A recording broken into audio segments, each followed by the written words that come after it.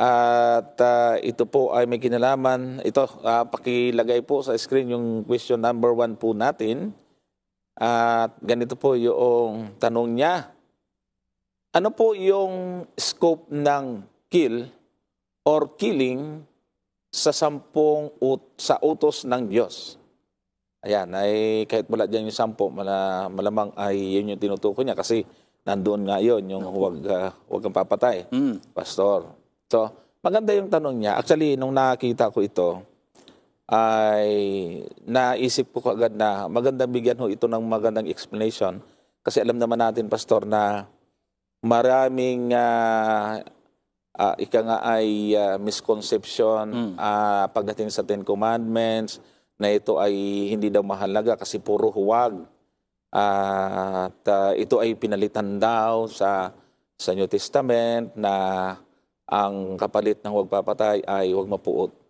So sa ganang atin bilang mga Seventh-day Adventist, mga kapatid, ay mayroon pong mas magandang pong explanation kami tungkol sa bagay na ito. So, atin pong pagtulungan ito, Pastor, kung meron po kayo na unang sumagot, katapos ay dadagdag na lang ako. Ayan. So, thank you po, Brother Johnson. Actually, nung nakita ko rin itong tanong na ito, then chinek ko yung aking Bible, nakita ko na, nga naman, sa King James Version, at kahit sa mga lumang translation na Tagalog, ang nakalagay talaga doon ay huwag kang papatay.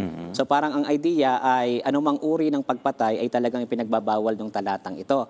Pero kung titignan po natin ito sa, halimbawa, sa original word na ginamit dito, yung salitang rasa or rasak, parang ganun yung pagkakabigkas sa kanya, makikita natin na yung tamang rendition nito ay murder. So kumbaga ang tinutukoy dito ay thou shall not murder.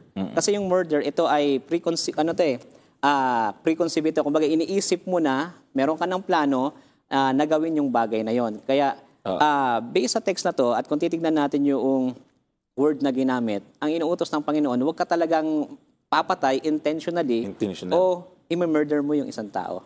Kasi minsan nagiging tanong din nila, bakit ang Diyos? Halimbawa, bakit si David nakipaglaban siya kay Goliath? Bakit niya pinatay yun? Bakit ang Diyos meron siyang mga sundalo, ang Israel, nakikipaglabay sila? Akala ko ba bawal pumatay? So, dun makikita natin na yung utos dito, may kinalaman doon sa intention mo na talagang patayin siya, na pagpaplanuhan mo, pag-iisipan mo, then gagawin mo sa kanya yung pagpatay, Brother Johnson.